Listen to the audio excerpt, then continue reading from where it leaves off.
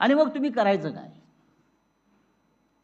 बाहेरचा संपर्क नाही, संबंध नाही, त्या भिंती बघायच्या फक्त दगडाच्या आणि दिवस काढायचे. अशामध्ये लिहिणं, वाचणं, चांगला विचार करणं सकारात्मक, आणि उद्या मी कदाचित बाहेर पडेन हा चांगला विचार करायचा. कधी देशमुख साहेब बाहेर पडले, आज तुमचा जामीन होणार आहे, डोंट वरी. असं कधी मी गेलो, तुमचं आर्ग्युमेंट चांगलं झालं.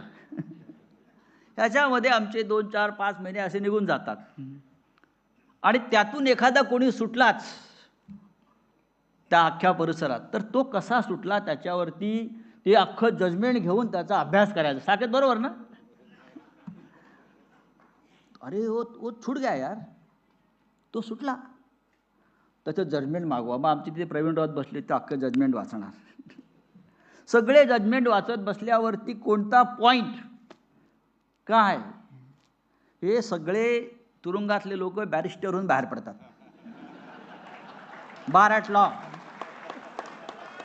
सगळे बॅरिस्टर. 8 दिवस जरी तुरुंगात राहिला तरी तो सर्वोच्च न्यायालयापासून हायकोर्टापर्यंत कसं चालवायचं कोर्ट,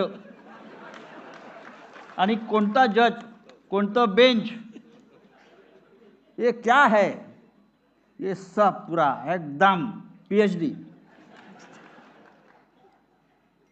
हे असं एक वेगळं ते जग आहे. पण त्यातून आता आपण आलो, एक राजकीय लढाई असते. आम्ही ज्या ऑर्थर रोड तुरुंगात होतो,